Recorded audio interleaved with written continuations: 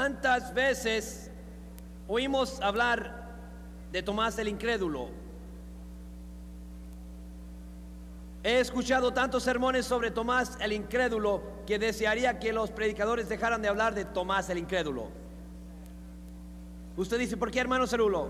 Porque le tengo noticias. Tomás no fue el único discípulo que dudó la resurrección. Permítame decirle algo. No había siquiera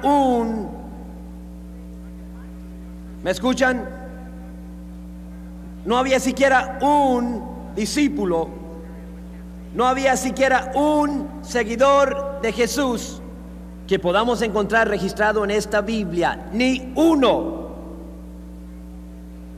hombre o mujer, ni uno, incluyendo. Ahora, por favor, no se enojen conmigo, ustedes que miran a María con una tremenda reverencia y adoración, ni siquiera la madre de Jesús.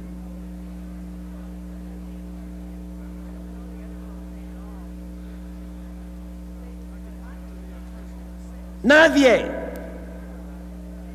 creyó en la resurrección.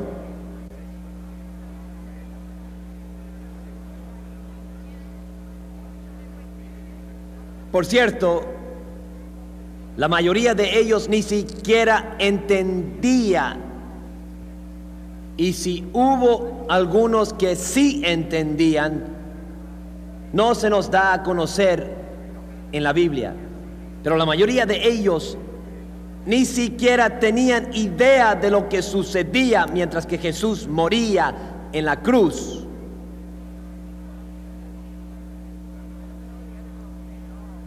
Usted dice, hermano Cerulo, esa es una declaración tremenda. Vayamos a la palabra de Dios para poder poner en perspectiva esto y recibir entendimiento. Hay muchos capítulos sobre la resurrección, pero usaré el relato en Marcos 16. Cuando pasó el día de reposo, María Magdalena, María la madre de Jacobo y Salomé, tres mujeres, María Magdalena, María la madre de Jacobo y Salomé, compraron especies aromáticas para ir a ungirle. Y muy de mañana, el primer día de la semana, vinieron al sepulcro ya salido el sol. Pero decían entre sí, ¿quién nos removerá la piedra de la entrada del sepulcro? Ahora, quiero hacerles una pregunta muy simple. ¿Creían estas tres mujeres en la resurrección? ¿Creían? ¿Cómo saben que no creían? Habían ido a ungir un cuerpo muerto.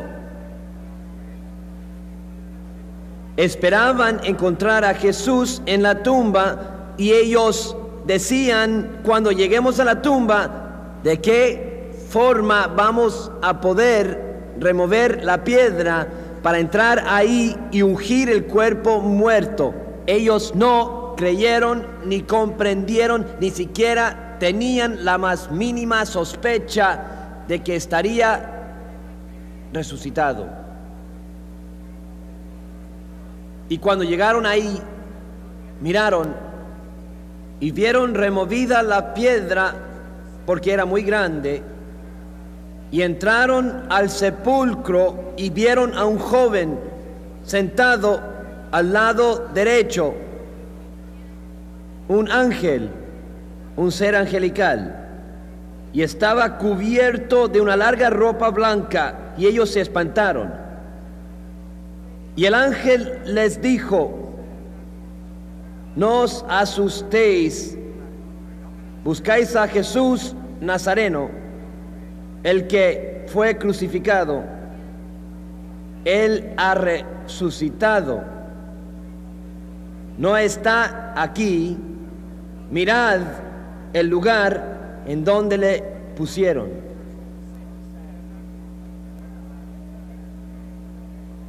Ahora este ser angelical en esta tumba les dio a María Magdalena, María la madre de Santiago, y a Salomé un mensaje.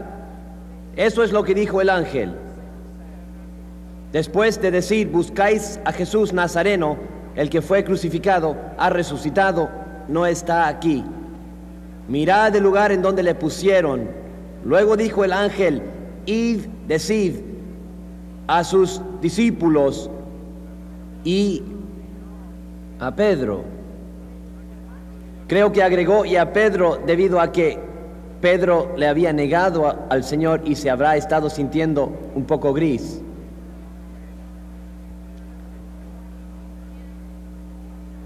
Id, decid a sus discípulos y a Pedro que Él va delante de vosotros a Galilea, allí le veréis. Ahora capten esto, como os dijo a vosotros. Ahora, ¿me pueden explicar, en primer lugar, qué hacían ellas en la tumba si antes de que el Señor muriera, Él no solo había dicho que resucitaría, sino me encontraré con ustedes en cierto lugar?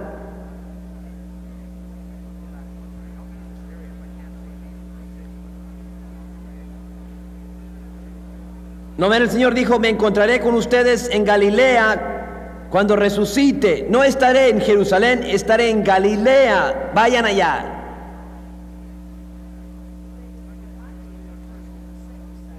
Ahora, no sé lo que está sucediendo en su espíritu o cómo responderían, pero les diré lo que hicieron estas tres mujeres. Se fueron y huyeron del sepulcro y temblaron y se asombraron y no dijeron nada a nadie porque ellos tenían miedo.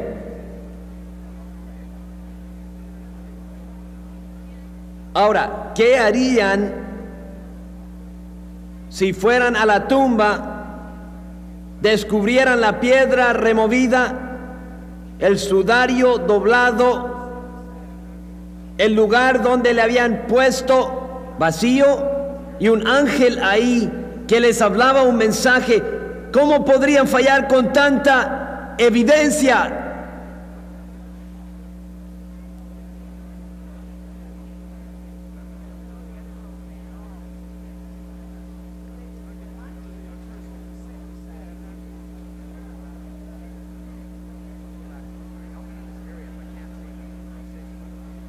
No le dijeron nada a nadie.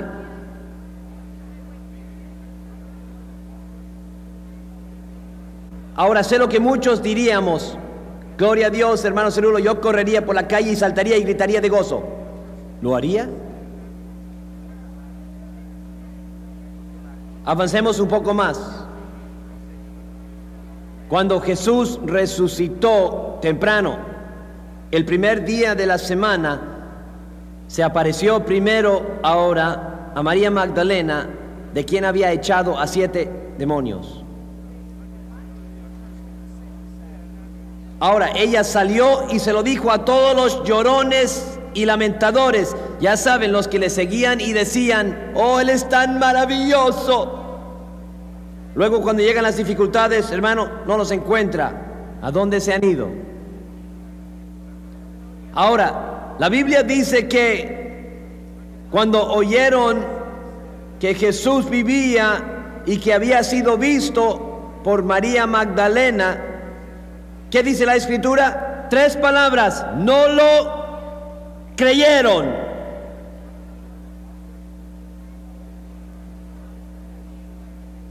¿Ya les basta? Muy bien, avancemos un poco más. Después hablamos de la resurrección. Hablamos de estos grandes héroes de la fe. Hablamos de estos grandes hombres de Dios que miramos en la Biblia y decimos, oh, si solo pudiera ser como ellos. Pero después apareció en otra forma a dos de ellos que iban de camino yendo al campo. Ahora, primero aparece a María Magdalena. Ella sale, bueno, primero el ángel se aparece a estas tres mujeres. Ellas tienen miedo y no dicen nada. Luego Jesús se aparece a María. Ella sale y le dice a los amigos íntimos de Jesús, a los que llorarían y se lamentarían con él. Y cuando les dice, el maestro ha resucitado, ¿se acuerdan lo que nos dijo? Que resucitaría, pues lo he visto. Y la Biblia dice que no lo creyeron. Ahora, Jesús aparece en otra forma a dos más de ellos mientras van de camino hacia el campo, y ellos salieron y lo hicieron saber a los otros. Esta palabra otros se refiere a todos los demás. Ahora, ¿qué tenemos? Tenemos a las mujeres que reciben el mensaje del ángel. Tenemos a sus amigos íntimos que reciben el mensaje de María Magdalena. Tenemos a todos los demás ahora. Todos los demás discípulos, los demás apóstoles, todos los demás que reciben el mensaje de estos dos hombres a los que Jesús mismo se apareció, para que ellos salieran y se lo dijeron a los otros. Y escuchen ahora lo que dice el versículo 13: y ni aún ellos creyeron.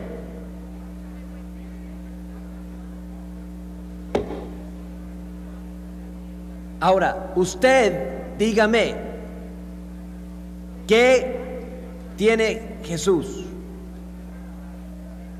Después de 3 años y medio de ministerio, después de caminar con estos hombres y vivir ellos con Él y comer con Él y ver ellos sus milagros, los ciegos ven, los sordos oyen, los paralíticos andan, los vientos y las olas se detienen, los muertos resucitan. ¿Qué es lo que tiene? Nada menos que un montón de seguidores y discípulos insípidos, confundidos, temerosos, incrédulos, cobardes, derrotados, que aún después de que alguien les lleva el mensaje, hemos visto al ángel, hemos escuchado su voz, hemos visto al Señor resucitado, hemos hablado con el Maestro.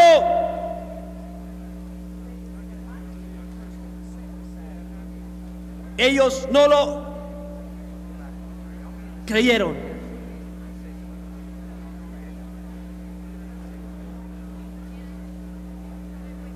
Luego sucede algo. Están sentados a la mesa en un cuarto y a través de las puertas cerradas llega el Señor resucitado. Se para en medio de ellos y Él no señala solo a Tomás, sino que mira a su alrededor.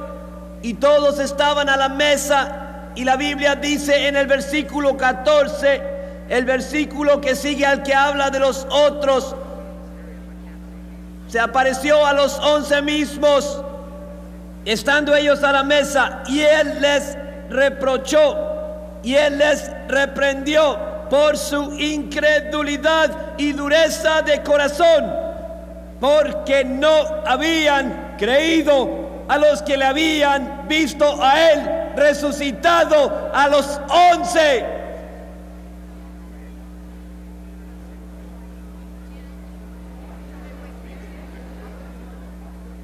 Y cuando Jesús apenas terminó de reprocharles, de reprenderles, porque no habían creído el mensaje que se les dio, se voltea y mira a esos mismos 11, y en el próximo versículo, el versículo 15, les dice a ellos: id por todo el mundo y predicad el evangelio a toda criatura.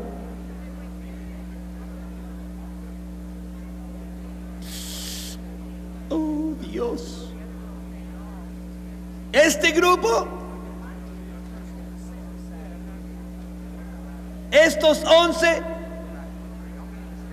que huyeron de la cruz, que no se mantuvieron firmes, que dijeron públicamente: no conozco a Jesús, que no creyeron el mensaje de los ángeles. Este grupo, Jesús, algo está mal, has cometido un grave error. ¿Cómo puedes escoger estos 11 seguidores insípidos, cobardes, incrédulos, que corren, huyen, se esconden y te niegan para hacer tu obra? ¿Cómo puedes hacerlo?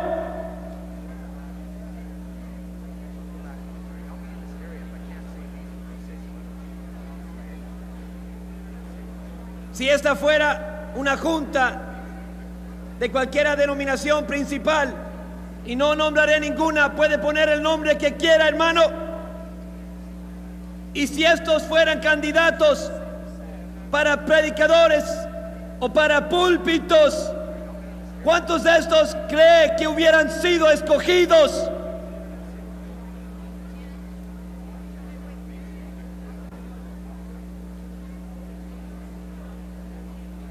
Ni siquiera uno de ellos hubiera calificado para ser ordenado en la actualidad. Ninguno hubiera calificado.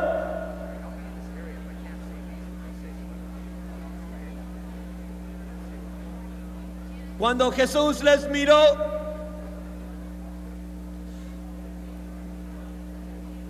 y les vio en su debilidad y en su incredulidad y su fragilidad humana, y les dio el mayor desafío, la gran comisión de ir por todo el mundo, les quiero decir algo: Jesús no miraba lo que ellos eran, Él miraba lo que Él podía hacer de ellos.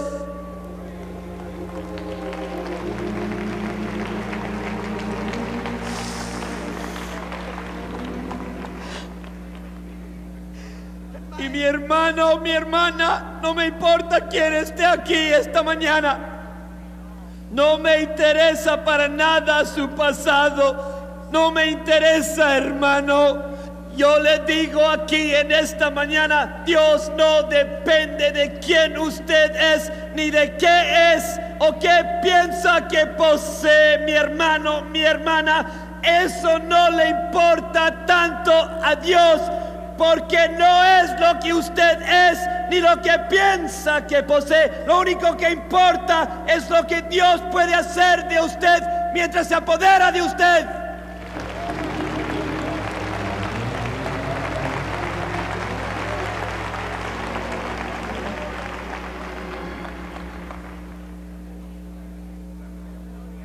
Todos estos individuos tenían sus dudas. Usted también. Todos estos individuos tenían sus temores. Usted también. Todos estos individuos tenían sus fracasos. Usted también. Pero lo que el Espíritu Santo quiere enseñarnos aquí es esto: que Dios no depende de lo que somos ni lo que poseemos, sino que depende de lo que Él hace de nosotros.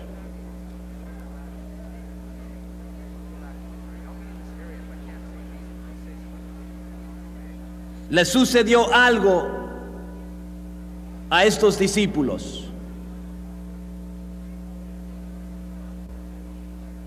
Fueron cambiados. Cuando vino el cambio, ya no había más temor.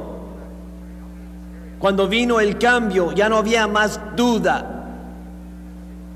Cuando vino el cambio, ya no había más fracaso. De esto se trata.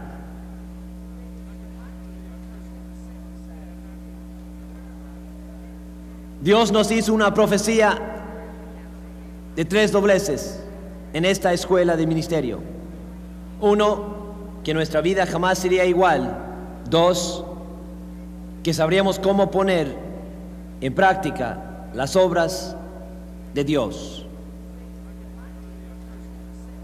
Eso nos trae a un muy importante punto o lugar en nuestra charla ahora sobre qué debemos hacer para poner en práctica las obras de Dios.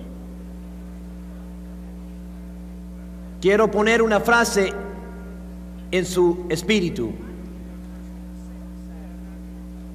Le pido a Dios que nos ayude a tratar ahora con el tema de los ministros o los obreros cristianos. ¿A cuántos ministros tenemos aquí? A ver sus manos. Ahora esperen, no las bajen. El resto de ustedes, qué vergüenza. ¿Cómo se pueden sentar aquí por 3 días escuchándome enseñarles sobre la reinterpretación de lo que es un ministro, y luego cuando les pregunto cuántos ministros tenemos aquí, solo los pastores y los maestros o los evangelistas o misioneros levantan la mano? ¿Qué piensan que son el resto de ustedes?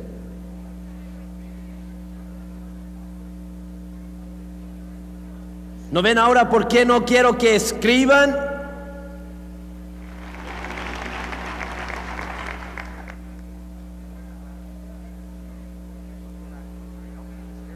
Sí. ¿Se le ha prendido el foco? Les daré una oportunidad más.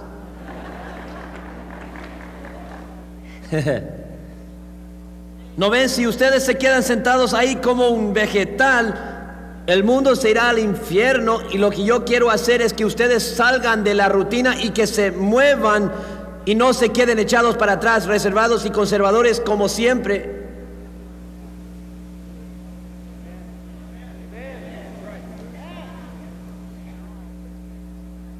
Quiero enviarles de vuelta a su iglesia, no como alguien que calentará la banca, así como usted lo ha hecho durante los últimos 5, 10, 15, 20 años. El hombre detrás del escritorio sagrado estará muy encantado de poder tener a 100 ministros nuevos en su iglesia trabajando a su lado.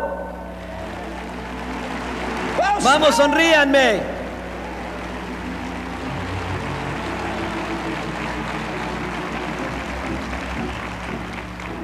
Oh Dios, les diré algo: si yo fuera pastor de una iglesia, querría que toda mi iglesia estuviera llena de gente como ustedes. Gloria a Dios. Gente que quisiese hacer algo para Dios.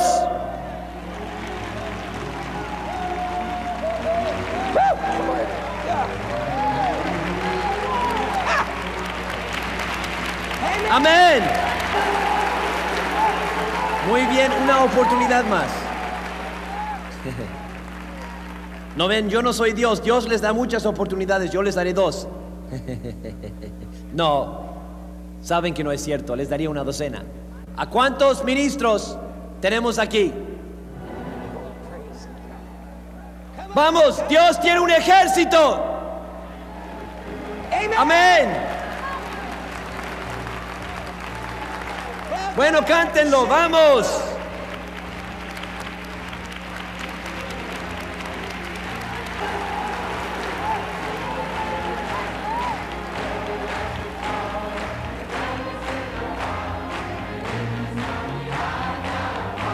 Amén.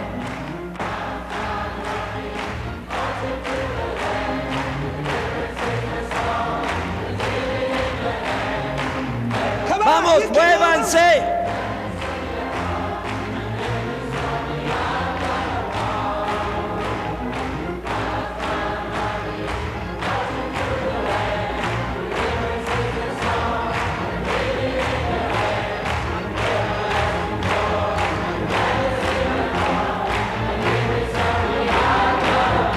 Amén.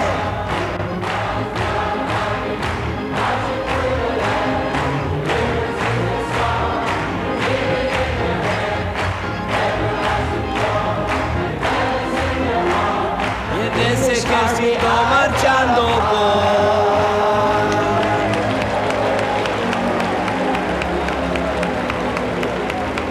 Amén. Amén. Marchando voy. Gloria a Dios.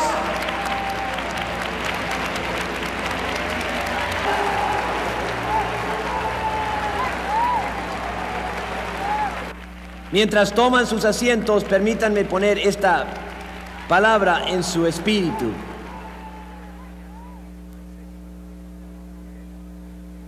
¿Qué debemos hacer, Señor?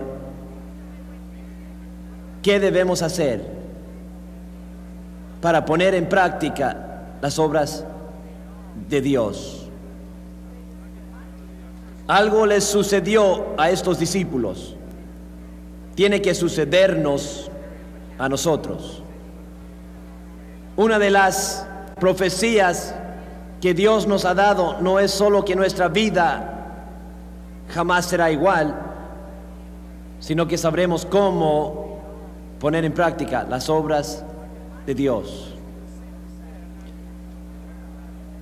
Quizás una de las declaraciones más importantes que jamás podría compartirles es que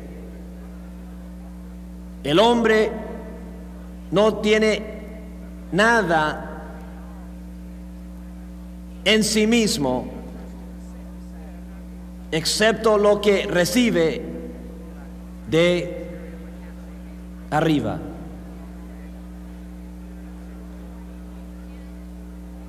Luchamos por el poder de Dios.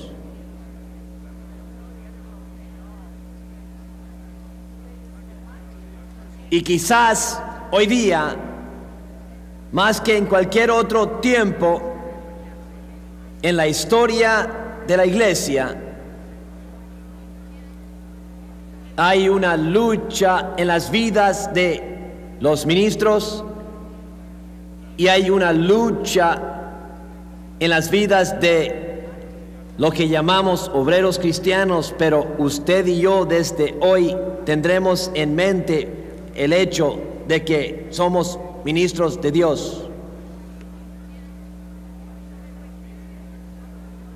Y esa lucha es, hermano Cerulo, ¿qué es la fe? He escuchado tanto, se me ha enseñado tanto. La fe parece ser algo tan ilusorio,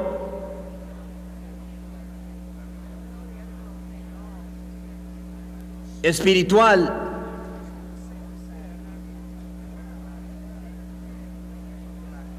cómo la recibo, cómo sé que la tengo, cómo funciona.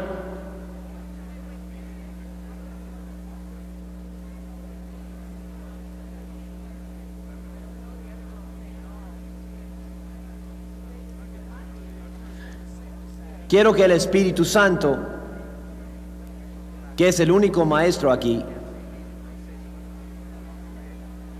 nos lleve a una nueva dimensión espiritual, un nuevo entendimiento de esta maravillosa, hermosa, sobrenatural manifestación, la fe.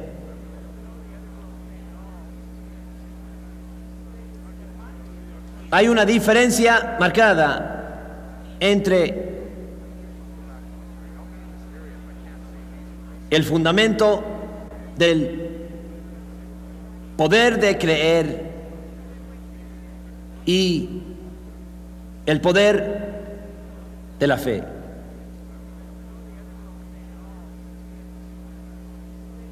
Para ejercitar y para demostrar el poder de creer,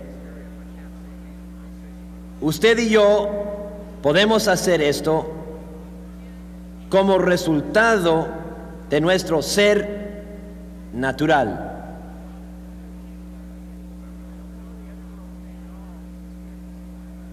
Puede decidir creer en su mente.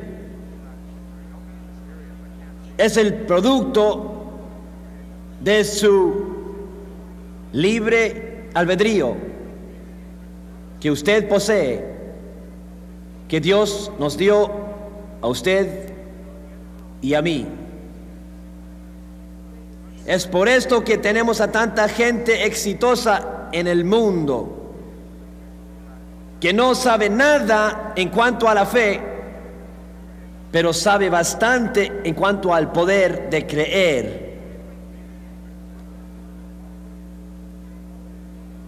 Así como el poder del pensamiento positivo.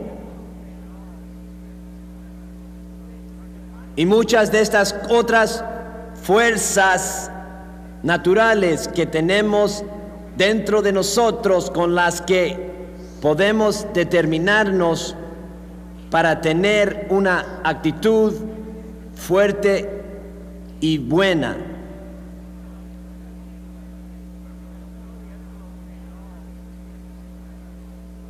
El hombre natural tiene esa habilidad.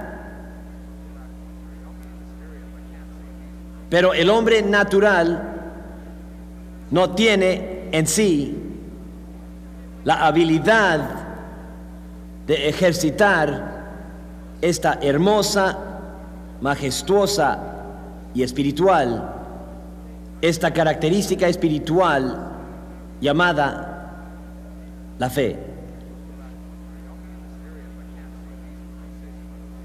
Ahora, Dios nunca quiso que su pueblo jamás luchara por tener fe.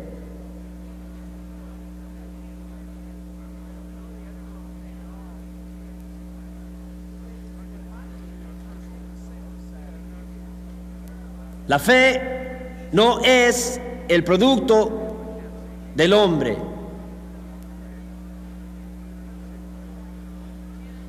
La fe no es el resultado del hombre natural, ni ninguna de sus habilidades en absoluto.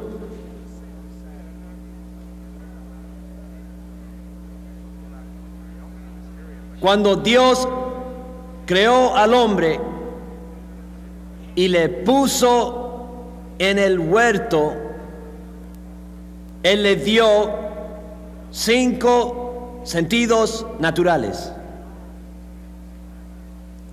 Dios le dio el sentido del tacto. Dios le dio el sentido del gusto. Esos son sentidos. Dios le dio el sentido de la vista. Le dio el sentido del oído. Y también le dio el sentido del olfato. Por alguna razón, cuando Dios creó al hombre, estos fueron los sentidos que el hombre necesitaba para vivir. 5 sentidos naturales. Ahora estallaré solo una bomba pequeña aquí, no una grande, porque las grandes vendrán después. Solo una bomba pequeña ahora mismo. Dios nunca les dio a Adán y a Eva la característica o la cualidad o el sentido de la fe.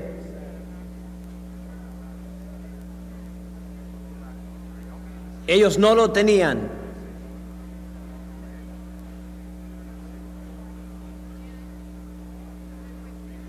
Ahora pueden quedarse con esa mirada perpleja en la cara un rato, está bien. ¿Y saben por qué Dios no les dio este sentido? Porque no lo necesitaban.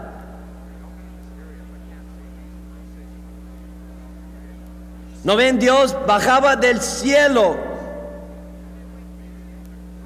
¿Para qué necesitaban la fe? Adán fue creado con todo poder y todo dominio. Él hablaba y lo que hablaba se realizaba. Tenía el control sobre los animales. Los nombró. Dios bajaba del cielo y se sentaba con él. Y había una relación y Adán y el Señor tenían comunión juntos y Adán le adoraba a Dios y juntos pasaban buenos tiempos. No necesitaba fe.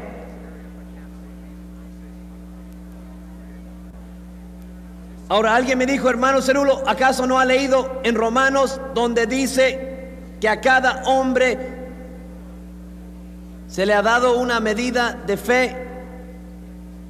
¿Cuántos de ustedes han leído eso en las Escrituras? Pues vuelvan y lean el primer versículo, el segundo, el tercero y el cuarto versículo. Léanlo todo junto. Dice: así que, hermanos, os ruego por las misericordias de Dios, y no está escrito a los incrédulos, sino a los creyentes. Os ruego por las misericordias de Dios que hagáis ¿qué? Que presentéis vuestros cuerpos en sacrificio vivo, santo, agradable a Dios, que es vuestro culto racional. ¿Qué hay de racional en cuanto a eso? El dar todo a Dios. Sin embargo, Dios dijo que es su culto racional. Y luego Dios dice, conforme a la medida de fe que Dios repartió a cada uno. Aquí no se refiere a que Dios ande repartiendo la fe a cada persona que camina por la calle. Ya he escuchado demasiado. Ahora, predicadores, denme una sonrisa. Vamos, ya he escuchado demasiado. Esta gente anda diciendo que cuando prende un interruptor, que esto es ejercitar la fe. ¿Escucharon eso? Y cuando se sienta en esa silla, que eso es ejercitar la fe, porque cree que la silla les sostendrá. Psh. Tonterías.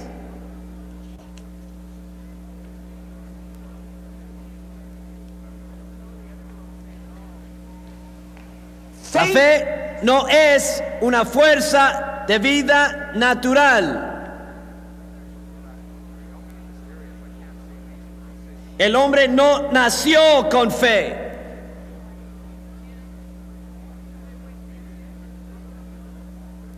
Nació con 5 sentidos naturales.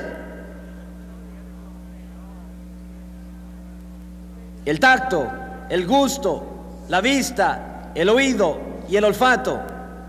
Y la Biblia dice que el hombre fue creado a la imagen de Dios. Ahora, lo único que usted y yo tenemos que se parezca a Dios no se encuentra en nuestro aspecto exterior físico.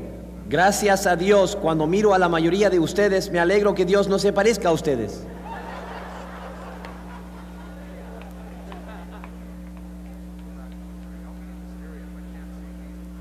Y de una cosa estoy seguro, hermano, me alegro de que no se parezca a este predicador judío. No tiene mis ojos, no tiene mi nariz, no tiene ninguno de mis rasgos físicos.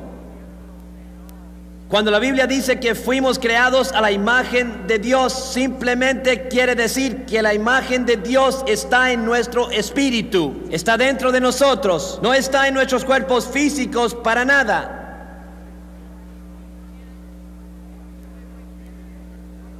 Ahora, ¿qué hay dentro de usted que se parece a Dios? ¿Qué hay en su espíritu que se parece a Dios? Tiene razón, así es. Cuando Dios nos creó, no nos hizo como títeres. No hay hilos conectados a Morris, ni habían hilos conectados a Adán.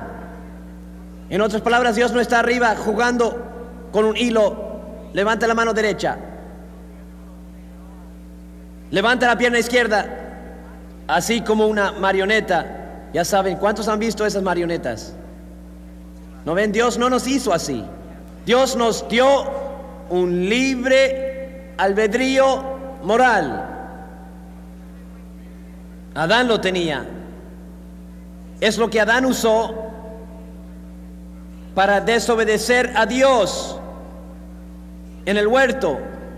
Es lo que trajo el pecado y la enfermedad y la muerte a este mundo, porque Adán tomó este libre albedrío que Dios le dio y Adán lo usó contra Dios.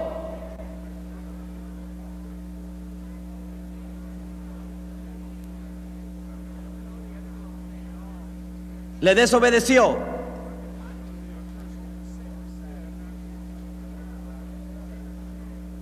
Ahora quiero darles otra sorpresa mientras avanzamos.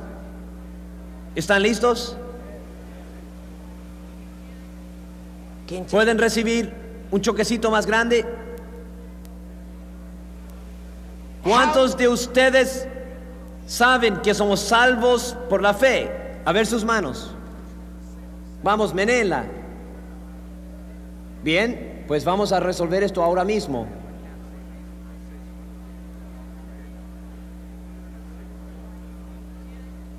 Usted dice, hermano Cerulo, ¿acaso no somos salvos por la fe? Claro que no. Pero usted dice, la Biblia dice en Efesios 2, 8 y 9, por gracia sois salvos por medio de la fe. Pero hermano, ¿cómo puede ser salvo por medio de algo que no posee? El hombre natural no posee la cualidad de la fe. No me diga que cada pecador, borracho y homosexual, toda persona inmoral que camina por la calle tiene esta característica de la fe en su vida. La fe no es una fuerza de vida natural. La fe no es una fuerza de vida natural. La fe no es una fuerza de vida natural. Todos los que caminan por la calle tienen un libre albedrío moral. Cada uno de ellos que camina por la calle puede ejercitar los sentidos naturales de ver, gustar, oler, palpar y escuchar.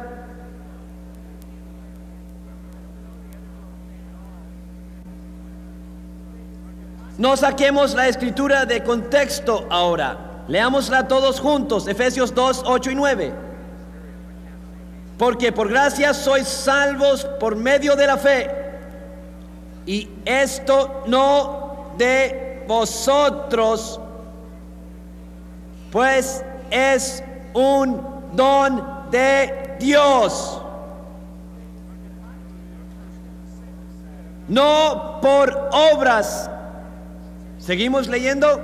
No por obras. ¿Por qué? Para que nadie se gloríe.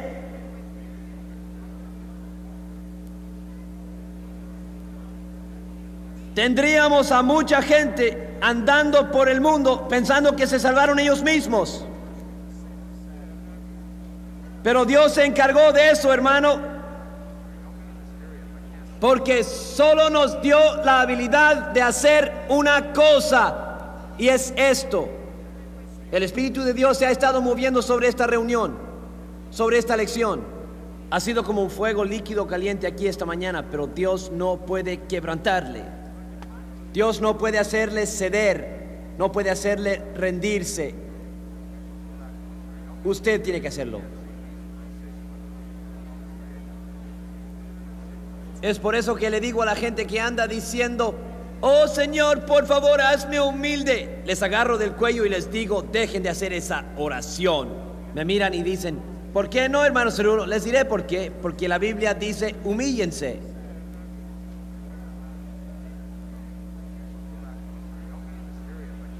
De ninguna forma me podrá convencer que un individuo tiene la habilidad de alcanzar hacia Dios y tocarle y comprenderle a Dios.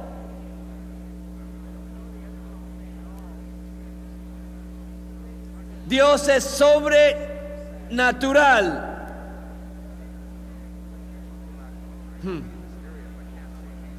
¿Saben lo que significa la palabra Dios? La palabra Dios literalmente significa, en la traducción literal, alguien que debe ser adorado por tener una habilidad sobrenatural.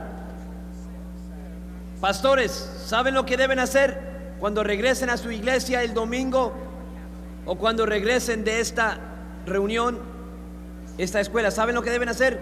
Deben colgar un cartel en la entrada de su iglesia, por encima de la entrada donde pasa la gente para entrar al auditorio. Dios es alguien que debe ser adorado por tener una habilidad sobrenatural.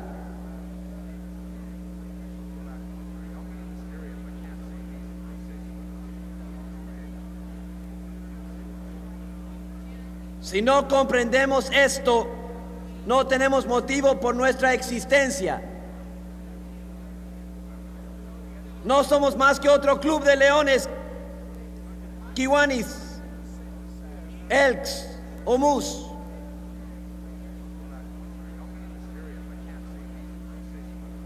Porque de otro modo solo estamos entrando a la iglesia y siguiendo un formalismo o un ritual. Solo tenemos otro club psicológico en función.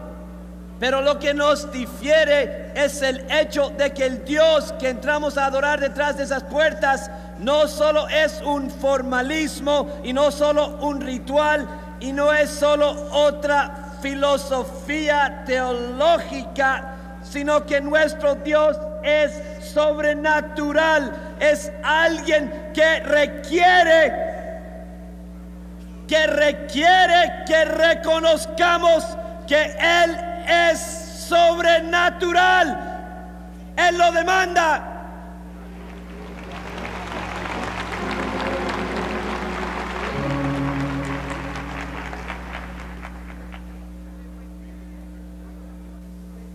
La única cosa sobre la cual tiene el control el pecador es su voluntad. Esto le escandalizará, pero si recuerda su propia experiencia, creo que comprenderá y sabrá que es cierto. Cuando usted primero entregó su corazón a Cristo, ahí en la Plaza Woolsford, en Trinidad, en el puerto de España, cuando primero entregó su vida al Señor, no sabía lo que hacía. Vamos, el 90% de la gente que se salva en realidad no pueden explicarle lo que está sucediendo. Ande, recuerde su propia experiencia. Lo único que sabía era que algo se movía dentro de usted, quería dar su vida a Dios. El Espíritu de Dios puso convicción en su vida o algo y usted dijo: oh Dios, me rindo a ti, te doy mi vida. Usted fue al altar o alguien le testificó, usted no sabía, no comprendía de qué se trataba. Pero hermano, cuando se levantó, sabía que algo le había sucedido. Vamos, sabía que algo le había sucedido. Su vida había cambiado. ¿Qué tenía la habilidad de hacer? Usted solamente podía rendirse.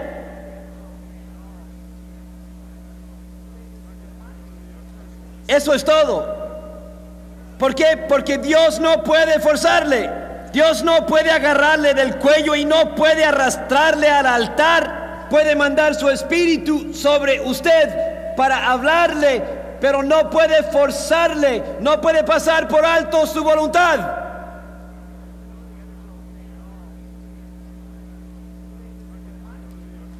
¿Y sabe lo que es básicamente la salvación? Le diré lo que es la salvación.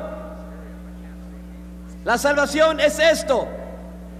En el huerto del Edén, el hombre usó su voluntad en desobediencia contra Dios. En la salvación, el hombre toma su voluntad que está en desobediencia directa contra Dios, porque está bajo la maldición del pecado. El hombre toma esa voluntad y él la entrega de vuelta a Dios.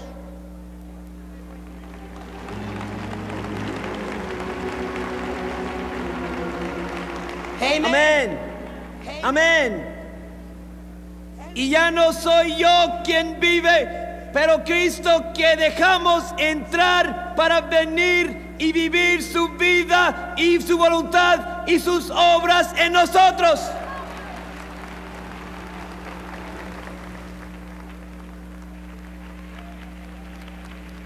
Todavía no han escuchado nada. Les dejaré colgando.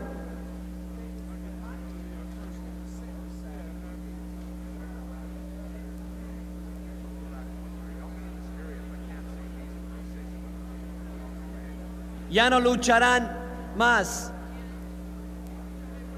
por obtener fe.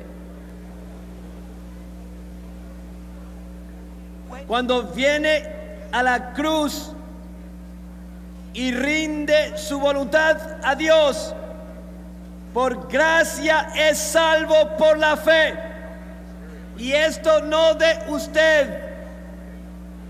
Cuando viene al pie de la cruz y rinde su voluntad y su vida a Jesucristo, en ese momento, hermano, aquí arriba algo sucede. Dios le imparte y le impregna en su ser que por gracia sois salvos por medio de la fe, y esto no de vosotros.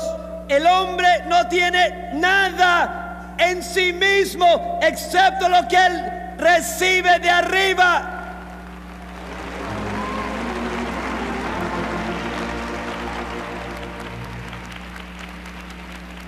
En ese momento, hermano, Dios le imparte, Dios le impregna a usted.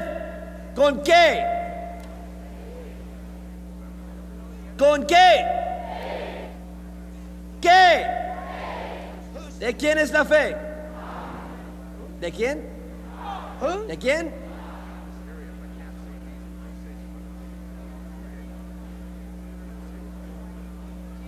Voy a resistir la tentación. No, la resistiré. Pero resistiré la tentación. Aleluya. Me dice que tentación, la tentación de llevarle más profundo en esta palabra y edificarla sobre lo demás. La resistiré esta mañana. Seguiremos aquí mañana por la mañana.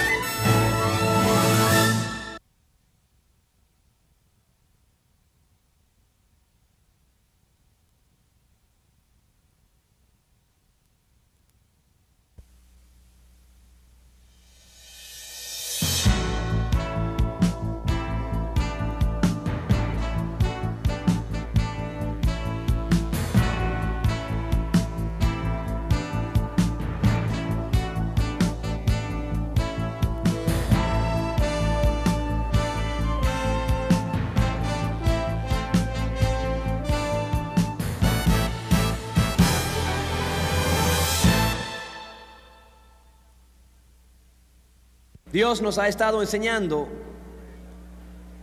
que en nuestras manos se encuentra el futuro éxito de la obra de Dios. Digo en nuestras manos porque Dios nos hizo a usted y a mí una promesa de 3 dobleces. Por cierto, fue una profecía que Dios nos dio aquí en la primera sesión de la escuela, la apertura de la escuela de ministerio. Nos dijo 3 cosas a nosotros y yo espero que tengan la sensibilidad espiritual suficiente para ver que estas 3 cosas se están realizando. Primero, Dios dijo que nuestras vidas nunca jamás iban a ser igual. ¿Cuántos han estado sintiendo esa obra del Espíritu Santo moviéndose en su vida? Saben que su vida jamás será igual. Amén. Segundo, Él nos dijo que sabríamos cómo, antes de concluir esta escuela, sabríamos cómo poner en práctica las obras de Dios. Y el futuro éxito del reino de Dios y la obra de nuestro Señor no depende de los grandes predicadores, ni tampoco depende de la estructura convencional de la iglesia tal como la conocemos. Ahora, quizás usted no comprenda lo que Dios dice y lo que quiere decir cuando dice lo que acaba de decirnos. Pero la verdadera prueba de todo profeta de Dios es esto: que lo que Él habla se tiene que cumplir. Cuando Dios dio gran parte de su palabra y sus promesas, la gente no comprendía, y cuando Dios trató de dirigir a gran parte de su pueblo en sus pisadas y en su voluntad y en sus sendas, al comienzo era muy difícil comprender o entender o de ver lo que Dios quería decir.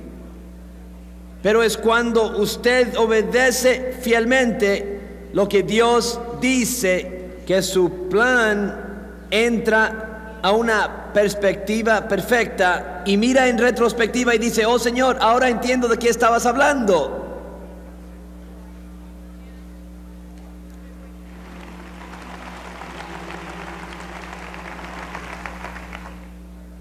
Y Dios nos hizo otra profecía, una profecía de 3 dobleces.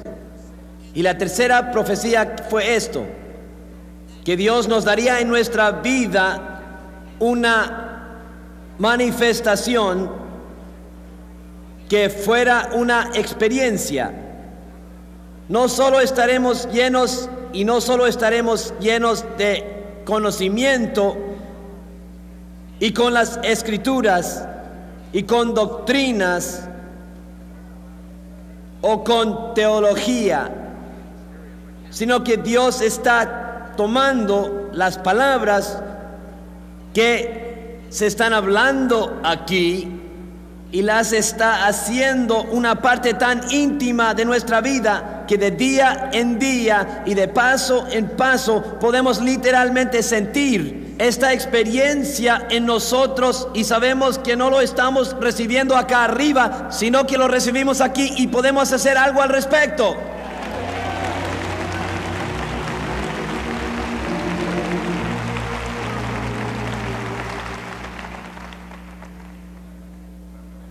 Ayer descubrimos algunas cosas muy importantes.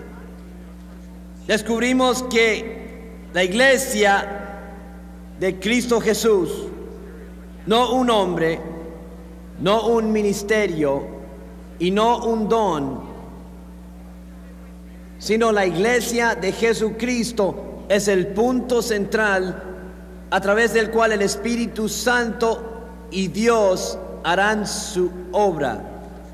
Que no tenemos que preocuparnos sobre si tenemos el don de la sanidad o de si tenemos el don de lenguas o de si tenemos el don de la profecía. Lo único que tenemos que hacer es reunir a 2 o 3 personas en el nombre del Señor, y el Señor está en medio de ellos, y cuando el Señor está en nuestro medio puede suceder cualquier cosa. Todos los dones están ahí porque Dios designó que la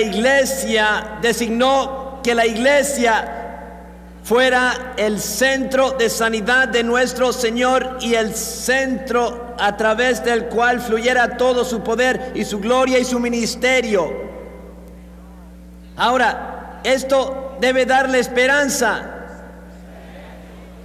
porque quizás nunca haya sido usado en los dones del Espíritu Santo en su vida. Pero si está congregado en el nombre del Señor, Dios puede levantarle y usted puede ir e imponer las manos en los enfermos, hermano, y sanarles.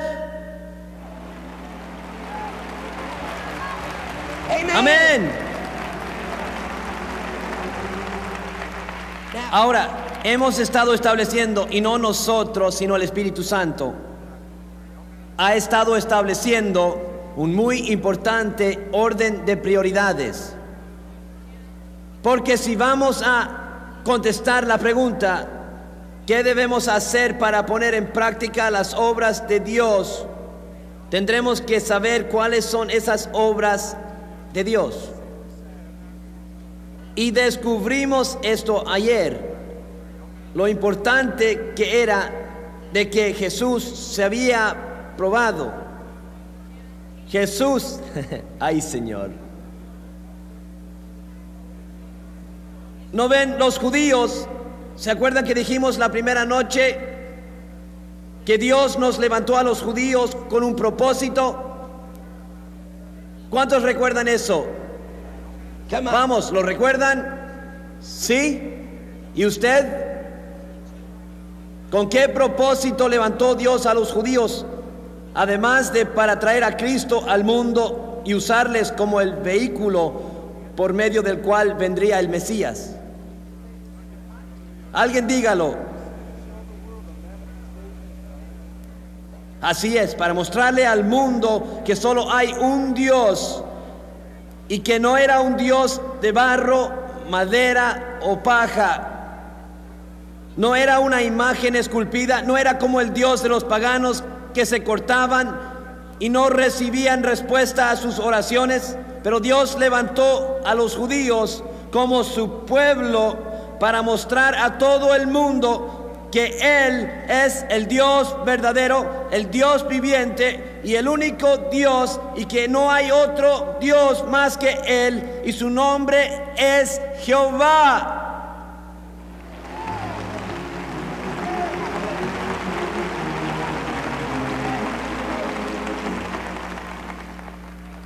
Y Dios también tiene un pueblo ahora.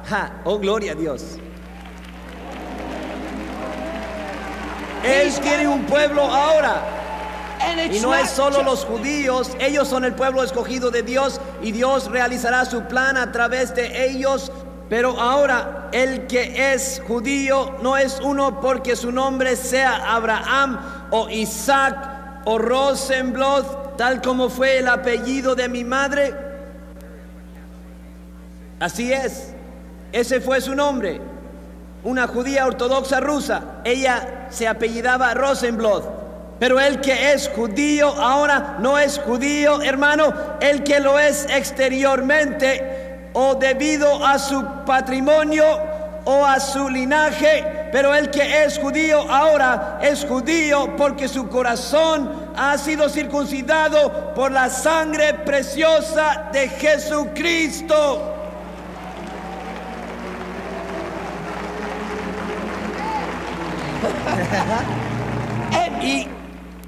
Y Dios levantó a la iglesia que es su Israel espiritual, por decirlo así. No quiero enrollarme con la doctrina teológica, porque ¿cuántos saben que no vinimos aquí para enrollarnos en la doctrina? Pero Dios nos levantó ahora como su pueblo con un propósito divino, para mostrarle al mundo que Jesucristo, el Hijo de Jehová, que vino a este mundo con un propósito, que vivió y murió, no está muerto.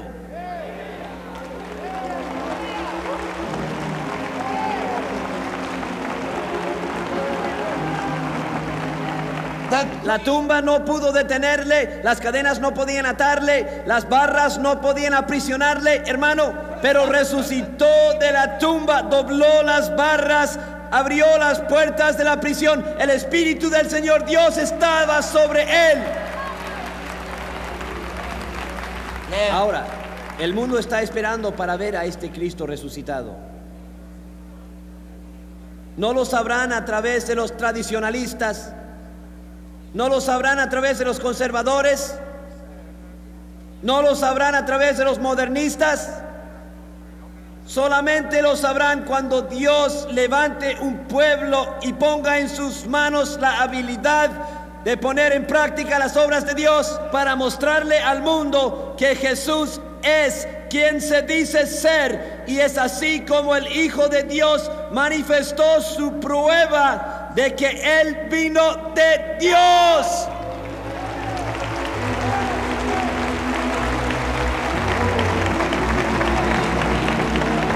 Y dijo: no hago nada por mí mismo.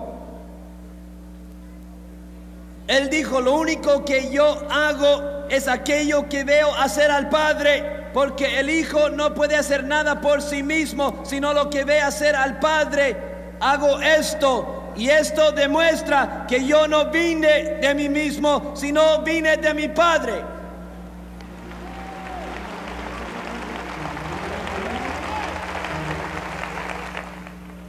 Un milagro y 5,000 almas aceptan a Cristo. Aprendimos algo muy importante ayer. Aprendimos que no es lo que somos. Hermano, si mira en el espejo, se dará la vuelta y dirá: oh Señor. Todos saldrían diciendo: ¿cómo esperas usarme a mí, Señor? ¿Recuerdan lo que les dije?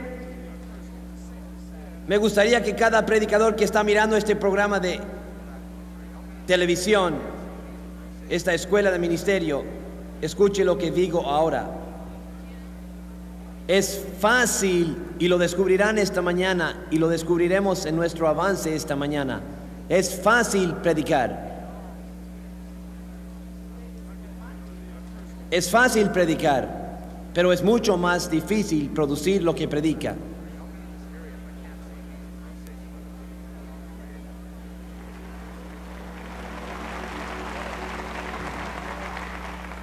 Es fácil predicar sobre el amor, luego baja de la plataforma y demuestra todo menos el amor.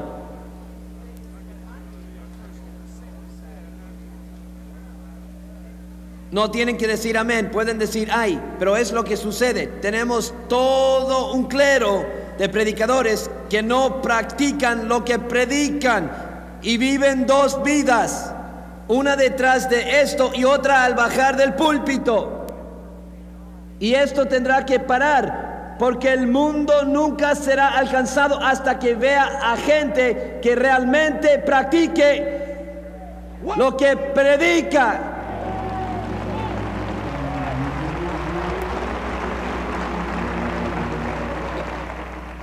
Ahora, no digo esto para lastimar a nadie, pero digo esto porque ha llegado el tiempo. Tenemos que quitarnos la máscara.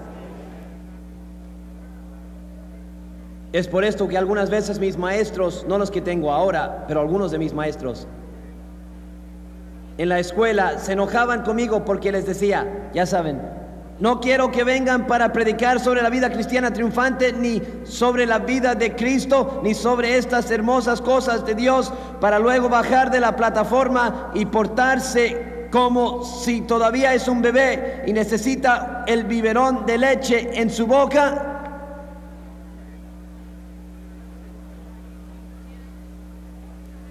Vamos, hermano, cuando yo predico aquí, cuando me bajo, le tengo nuevas, hermano.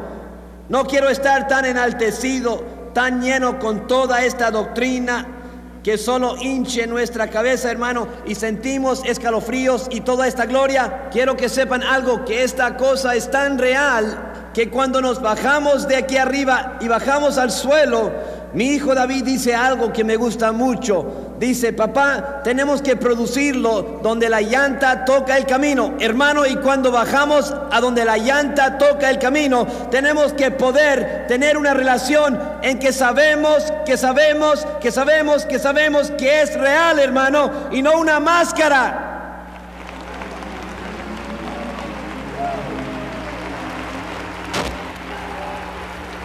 Vamos, no es una máscara, es real, es real.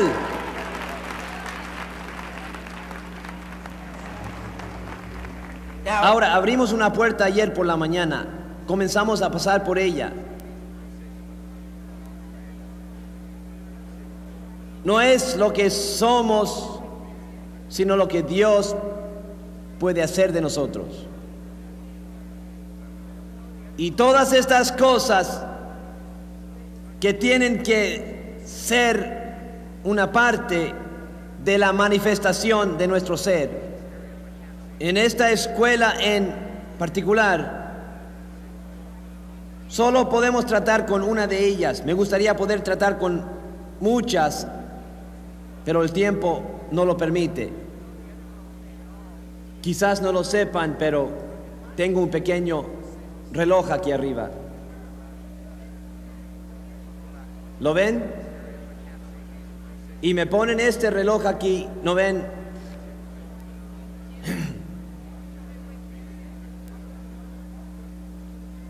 Pues no está aquí para marcar la hora, está aquí para decirme, ya saben, cuándo parar. Lo más curioso de este reloj es que todavía no ha marcado bien el tiempo.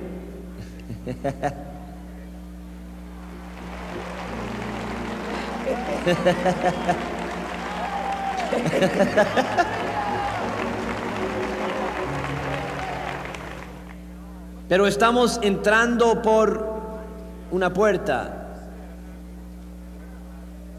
Comenzamos a hablar sobre la fe ayer,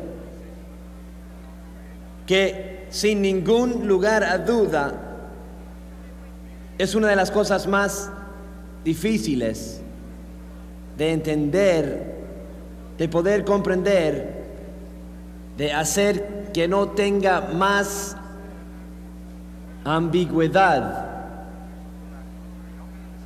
de hacer que no parezca líquido, para que no sea solo el entendimiento de algo ilusorio, sino el entendimiento de algo sólido, seguro, para que podamos decir que, pues es, ya saben, a veces leo el periódico, aunque quizás sería mejor no leerlo. Cuando llego a reuniones como esta, yo a veces paso toda una semana sin leer el periódico o ver las noticias en la televisión. A veces lo hago o me obligo a hacerlo solo para ponerme al día con lo que sucede. Yo no sé por qué lo hago. Supongo que me siento obligado a saber lo que sucede. Pero las más de las veces, después que escuchamos las noticias o después que leemos el periódico, estamos más confundidos de lo que estábamos antes. A veces entro a alguno de estos países del tercer mundo donde no puedo recibir las noticias, donde los periódicos no significan nada, y qué bendición y qué alivio es.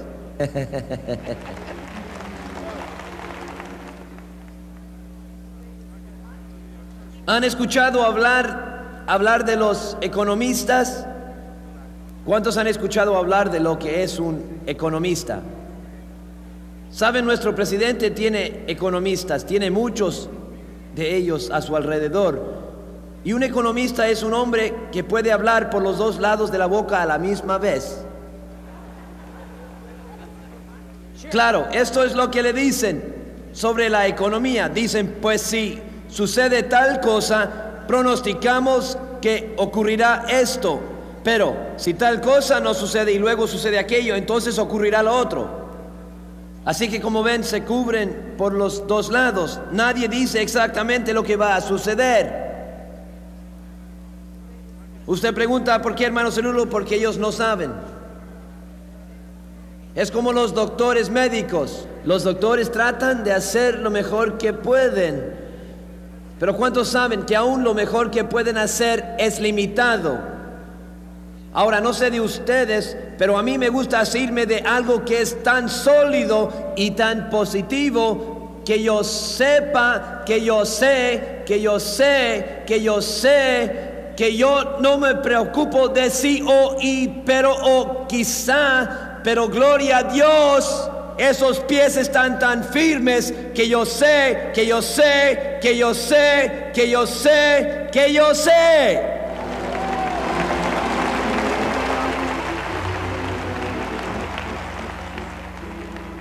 Déjenme darles un pequeño ejemplo. Desde hace ya años, la profesión médica ha dicho de la diabetes que si come azúcar o al tener la diabetes, que es muy dañino.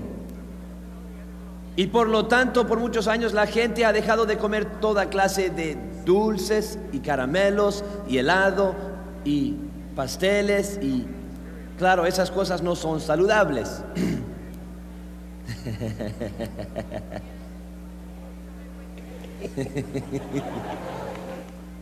Luego, hace unas semanas o algunos meses, salieron con una declaración de que después de todos estos años, quizás estén equivocados. Me sorprende de que no hayan habido 1 millón de demandas de toda esta gente que sacrificaron los pasteles, el helado y las tortas.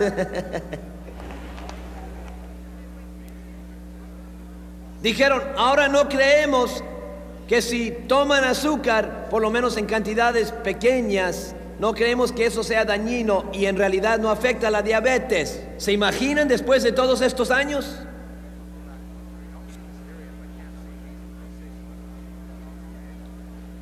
Ahora hay un lugar firme de entendimiento al cual podemos llegar y en el cual no podemos ser sacudidos. Saben, es una cosa extraña. De pronto llega un predicador que predica en esta dirección y de repente un montón de personas se extravían por acá, y luego llega otro y predica así y todos o mucha gente se extravía por acá, y miro para atrás y veo lo que sucede y digo, Señor, ¿qué pasó con el tiempo en que la gente tenía los pies plantados tan firmemente que sabía, y si llegaba esta doctrina no les movía, y si venía aquella doctrina no les movía, pero ellos sabían en qué dirección iban siempre y ellos seguían un curso fijo, nada les podía mover?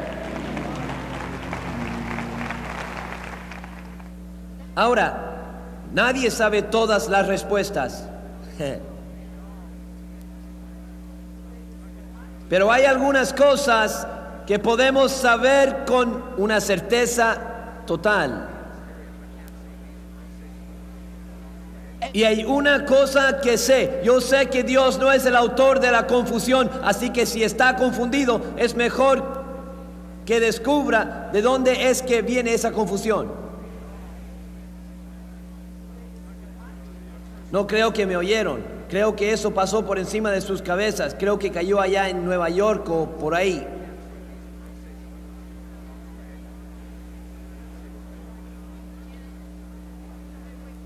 Ahora, Señor, quita las cataratas espirituales de nuestros ojos y ayúdanos a comprender como nunca antes.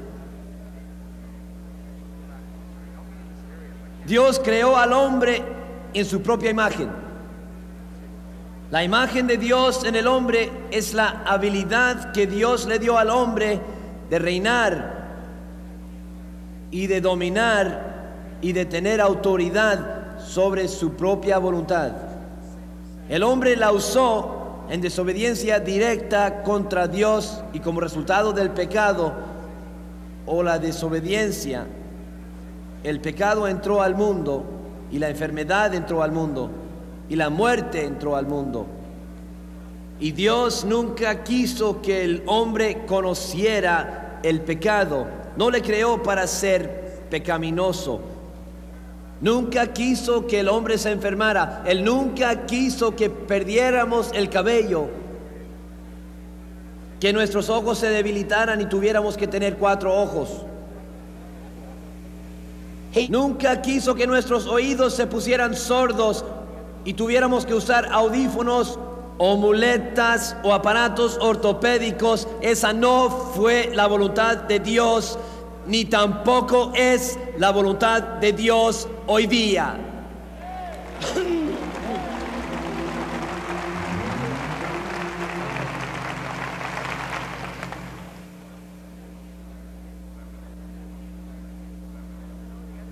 Y cuando Dios creó al hombre, Él le dio, y solamente usamos esta palabra natural debido a lo que le sucedió al hombre en el huerto del Edén.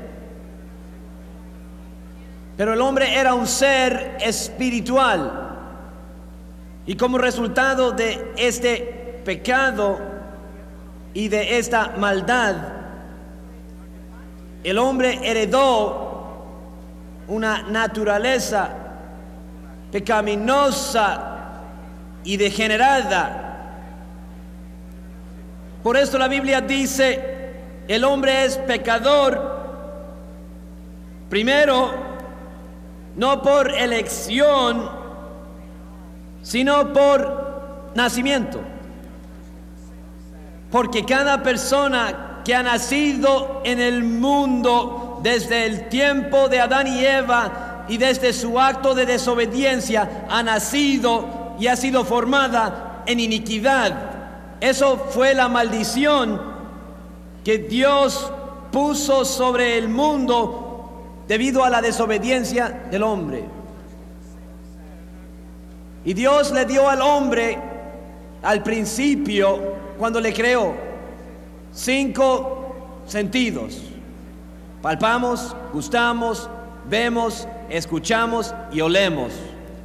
En ninguna parte descubrimos que la manifestación de la fe haya sido una característica innata que moraba en el hombre.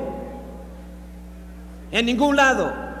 Es simple, porque el hombre no necesitaba la fe para creer. El hombre caminaba con Dios, el hombre hablaba con Dios, el hombre tuvo comunión con Dios, hasta que fue rota esta comunión y esta relación, y él fue separado totalmente de esta comunión y este compañerismo y esta relación con Dios. Ahora, Dios es un ser sobrenatural, como nosotros descubrimos ayer. Esta palabra significa, la palabra Dios significa alguien que debe ser adorado por tener una habilidad sobrenatural. Y la palabra sobrenatural simplemente significa aquello que trasciende la ley y el poder de la naturaleza. Ahora, miren esto. Miren esto. Miren otra vez. Una vez más. ¿Qué es eso, hermano Cerulo? Es la ley de la naturaleza. Se llama la gravedad. No puede romper esa ley. Si la rompe, paga el precio. Si yo saltara de esta plataforma, ¿cuántos saben que no solo seguiría caminando por el aire? ¿Cuántos saben que si salto de esta plataforma voy a caer en el suelo? Entre más alto esté, mayor será el riesgo de que me rompa el cuello.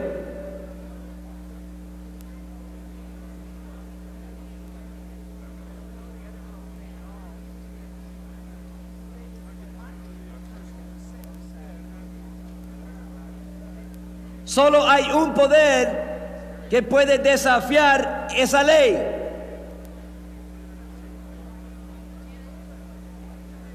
Y es un poder sobrenatural. Si camino aquí y comenzara a caminar por el aire, ¿cuántos saben que tendría que demostrar una habilidad sobrenatural?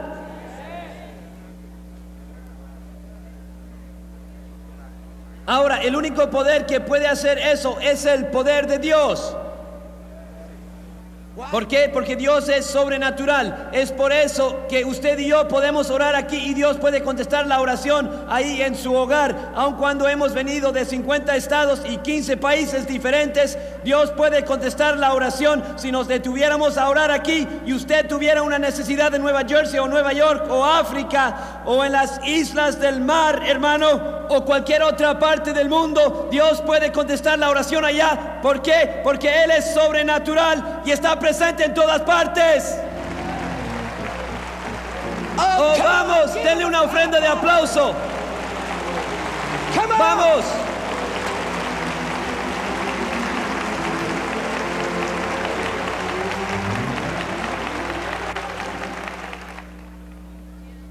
Ahora, si la relación entre el hombre y Dios fue quebrantada y Dios es sobrenatural, ahora el hombre no tiene ningún sentido para alcanzar a Dios o tener comunión con Él. ¿Por qué, hermano Cerulo? Porque Dios es sobrenatural. Él es ilimitado y los sentidos del gusto, del olfato, del tacto, la vista y el oído, cada uno de estos sentidos es limitado.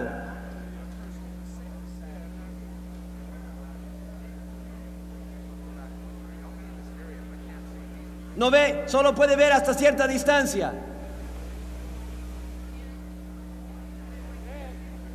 Hermano, después de cierta distancia ya no puede ver más. Y algunos de ustedes no pueden ver muy bien aún de cerca.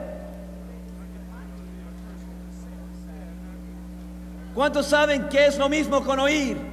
¿Cuántos saben que no tenemos la habilidad de pararnos aquí y escuchar lo que está sucediendo a 3 cuadras de aquí? Vamos, estos sentidos son limitados. ¿Cuántos saben que mi sentido del tacto es limitado? Solo puedo extender mi mano y palpar hasta cierta distancia. Hermano, una vez que llegue allá y pase de ahí, a no ser que me siga moviendo, no puedo extenderme y tocar más. El tacto, la vista, el gusto. Hermano, yo no puedo probar.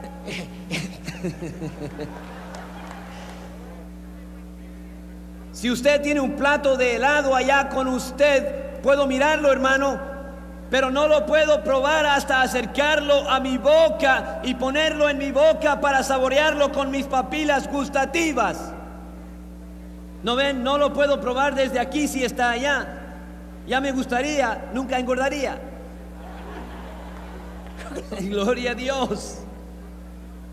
Yo siempre estaría flaco porque mi debilidad es el helado.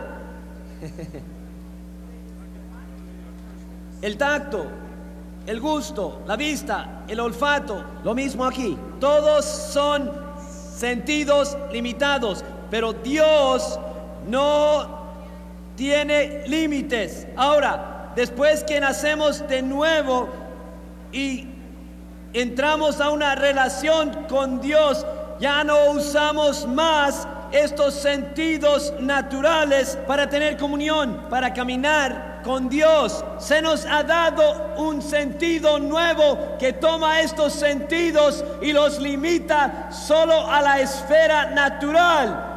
Pero recuerden que dijimos que el hombre vive en 2 mundos, vive en un mundo natural y vive en un mundo espiritual. Seguimos usando estos sentidos en el mundo natural, pero no los seguimos usando en el mundo espiritual.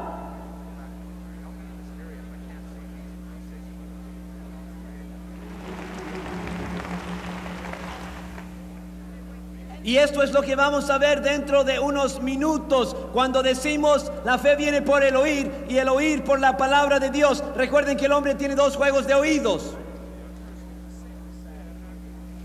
Y cuando la Escritura habla de que la fe viene por el oír y el oír por la palabra de Dios, no se refiere a oír con estos oídos naturales a través de los cuales las palabras entran a su mente. Se refiere al que tiene oído para oír. Oiga lo que el Espíritu de Dios dice, que va más allá de sus oídos naturales hasta su espíritu, hasta sus oídos espirituales, donde tiene una relación en la manifestación sobrenatural de una vida sobrenatural con un Dios sobrenatural.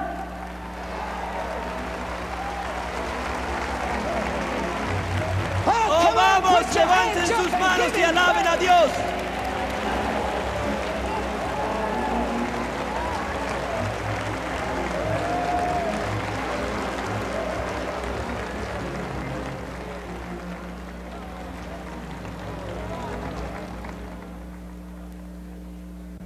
Es por eso que es tan importante que comprendamos Efesios 2, 8 y 9 cuando nacemos de nuevo. Por gracia sois salvos por medio de la fe. Dios le da un sexto sentido. ¿Por qué? Porque ahora ha nacido de nuevo.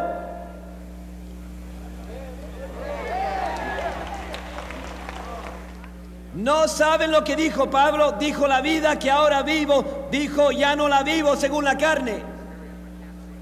La Biblia dice que la mente carnal está en enemistad contra Dios y no puede entender las cosas de Dios, porque las cosas de Dios se han de discernir espiritualmente, y mientras que siga en el mundo natural y actúe con los sentidos naturales, usted no podrá comprender las cosas de Dios. Es imposible.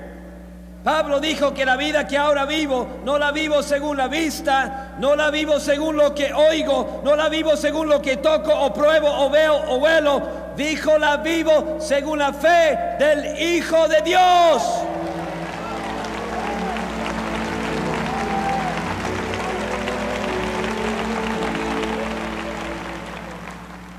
Ahora, por demasiado tiempo, la mayoría de sus experiencias han ido así. Es como su vida espiritual.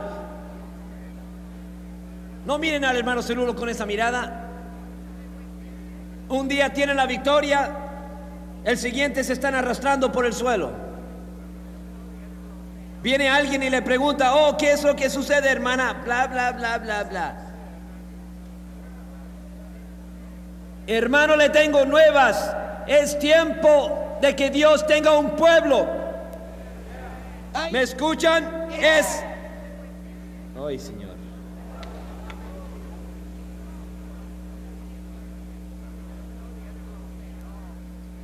¿No ven cuando la manifestación del fruto del Espíritu está en su vida?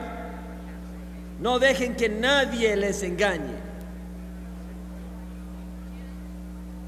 No tienen que vacilar. Cuando pueden ser afectados por sus circunstancias, algo está mal. ¿Qué está mal, hermano Cerulo? Algo está mal con su experiencia. Pero gloria a Dios, quiero que sepan algo. Si la experiencia que he tenido con Dios está bien, y si la experiencia que reciben aquí en esta escuela de ministerio está bien, le tengo nuevas, hermano. Puede enfrentar cualquier cosa, puede enfrentar la crítica, puede enfrentar el ridículo, puede enfrentar males entendidos, puede enfrentar cualquier cosa, hermano, pero usted nunca podrá negar su experiencia.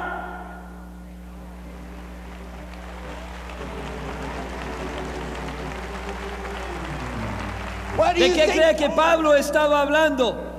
Hermano, cuando él fue golpeado y cuando fue naufragiado y cuando fue apedreado y cuando tuvo hambre, le escuchó quejándose y lloriqueándole a Dios: oh Dios, mira todas esas cosas que dejé para ti y ahora tengo tanta hambre. Le puede ver, hermano, cuando le tiraron en la prisión, le puede ver ahí en el piso frío y húmedo de esa prisión, clamando, oh Dios, ¿por qué estoy aquí? Si me amas, ¿qué ha sucedido? ¿En qué te he fallado?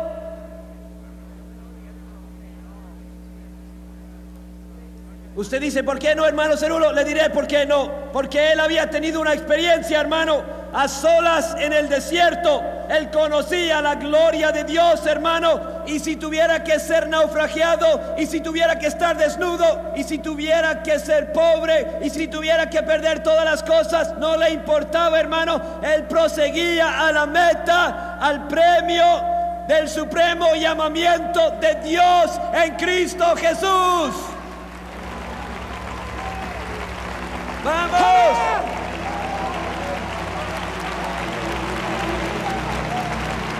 Dios busca soldados, no bebés.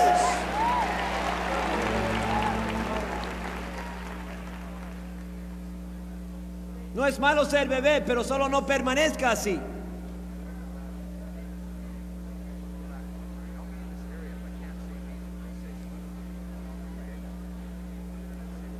Cuando usted llegó al pie de la cruz, había tantas cosas que usted no tenía. No tenía amor, no tenía gozo, no tenía paz. No les hablaré sobre esto porque el doctor Trunin está enseñando esto en la vida de Cristo.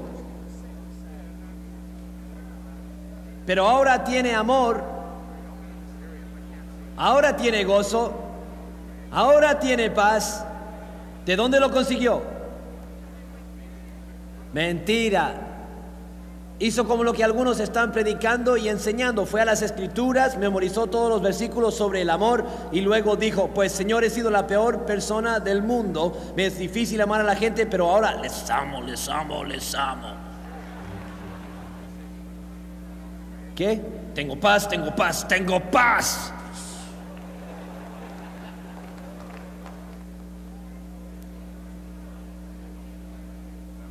Muy bien, ¿qué es lo que dijimos ayer? El hombre no tiene nada, repítanlo, en sí mismo, excepto lo que recibe de lo alto.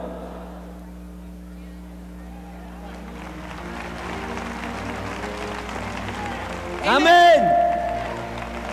¿Sabe por qué su amor no será afectado, hermano, por las circunstancias? Porque no es su amor, es de Él.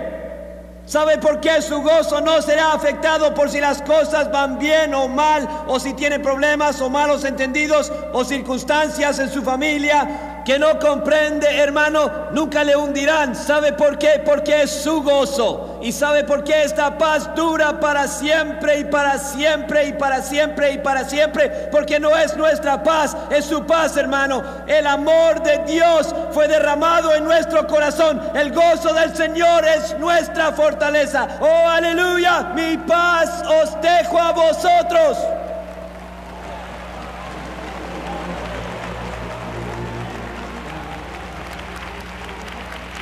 El hombre no tiene nada.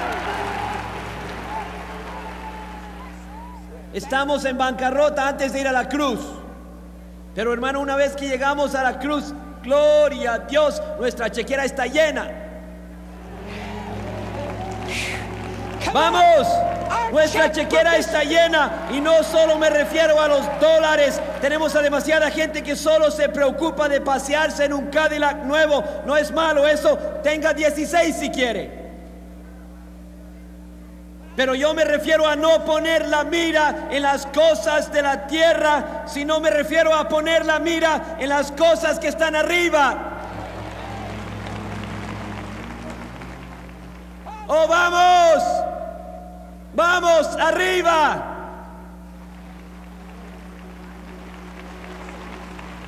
Ahora, es por esto que estas cosas no fallan.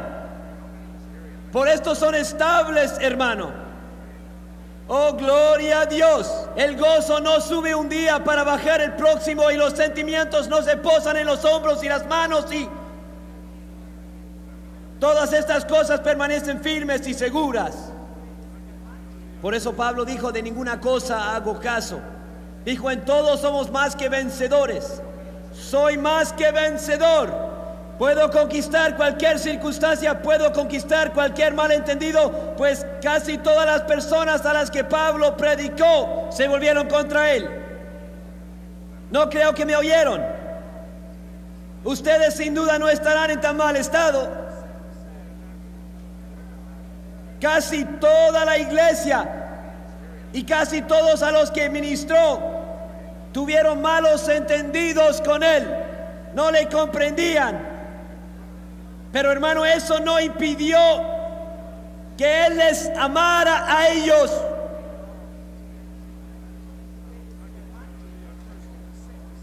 No, él todavía les amaba, hermano. ¿Por qué?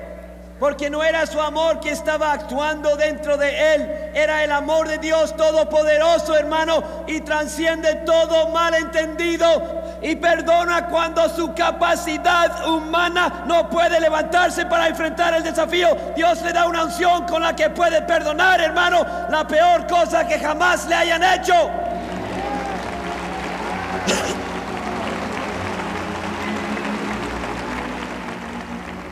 Ahora, si no puede crear y no puede fabricar por el ascenso mental o por la memorización, amor, gozo, paz, ¿qué son estas cosas? Son el fruto del Espíritu, son los dones que Dios nos ha dado por medio de Jesucristo. No podemos fabricarlos. Anden, traten de ser amorosos.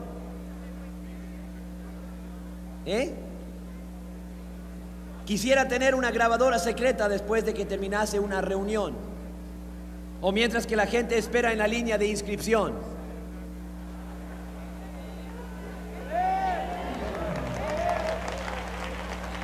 O cuando no reciben algo por lo cual piensan que pagaron.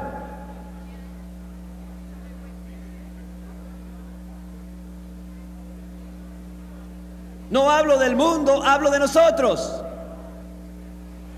Quisiera tener una grabadora secreta.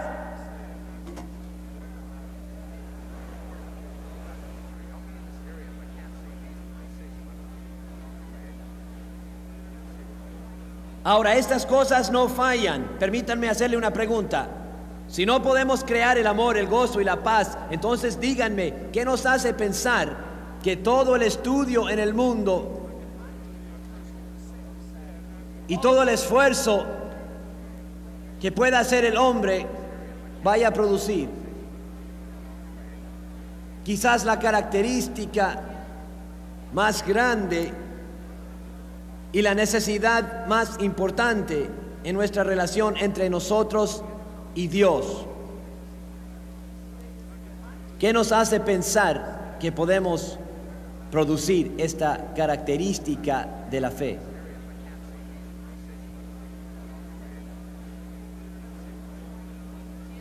Póngalo en su espíritu. La fe no es una fuerza de vida natural. No. La fe es como el amor.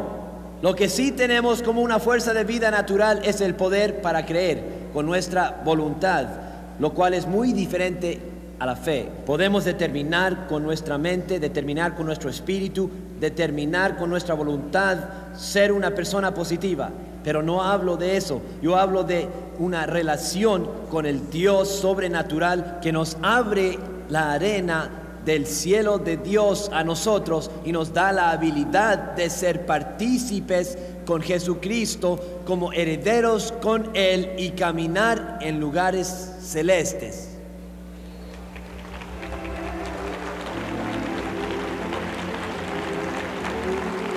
Donde, hermanos, nos hemos separado de lo natural. Dejamos el mundo natural detrás de nosotros. Y estamos allá arriba, hermano, caminando con Cristo en nuestra herencia. Hemos sido hechos hijos de Dios, aleluya. Y somos hechos coherederos en Cristo Jesús. ¿De qué? de toda la gloria que hay en los cielos y todo lo que Dios ha preparado, hermano, desde el principio para la manifestación de su iglesia, y ahora Él lo ha puesto al acceso de nosotros. No hay nada que Dios esconderá de nosotros. Son riquezas que Él guardó ocultas como un secreto hasta que llegara la plenitud del tiempo. Y llegó la plenitud del tiempo cuando Jesucristo, el Hijo de Dios, fue manifestado en la carne, en este mundo. En ese momento, hermano, Dios nos dio a usted y a mí la habilidad de comenzar a caminar en lugares celestes para participar de la herencia celestial y ya no ser limitados por lo natural.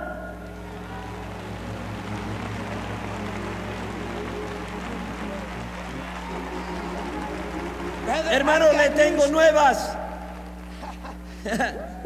Gloria a Dios. Si se sintieran como yo, quizás tratarían de caminar por ahí. Oh, gloria a Dios. Vamos, ¿lo entienden?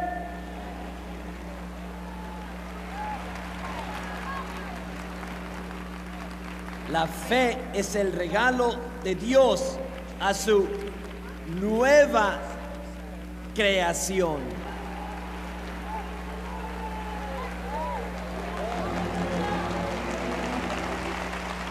¿Lo pueden ver? Vamos, se le está prendiendo el foco. ¿Por qué? Porque si somos criaturas nuevas y ya no somos carnales. Ukabasanda salabakatikia. Si somos criaturas nuevas y tenemos una naturaleza nueva, debemos tener un nuevo sentido.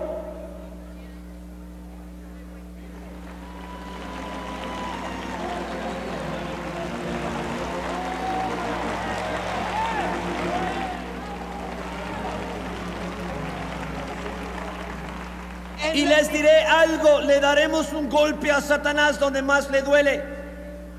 Díganselo a Satanás, quédate de tu lado de la línea. Vayan, díganselo otra vez. No se atrevan a decir o preguntarse si la fe funciona.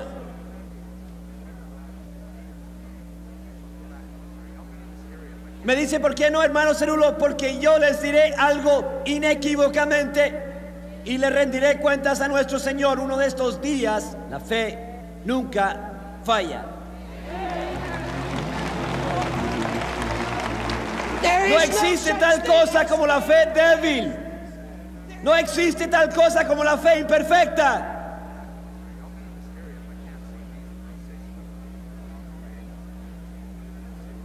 La fe nunca,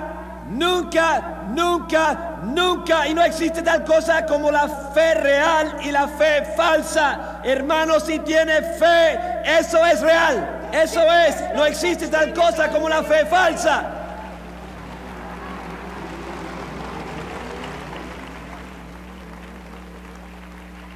Vamos, díganle que se ponga de su lado de la línea, vamos.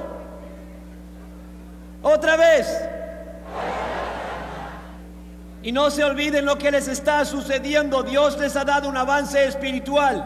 ¿Saben qué es? Les ha dado un adelanto repentino de conocimiento nuevo por la revelación en el mundo espiritual. ¿Con qué propósito? Con el propósito de llevarles más allá de la línea de defensa. ¿Quién está al otro lado de esa línea? El diablo.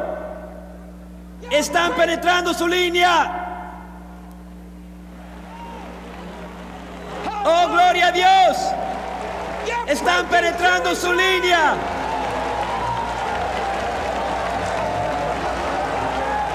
Están penetrando su línea.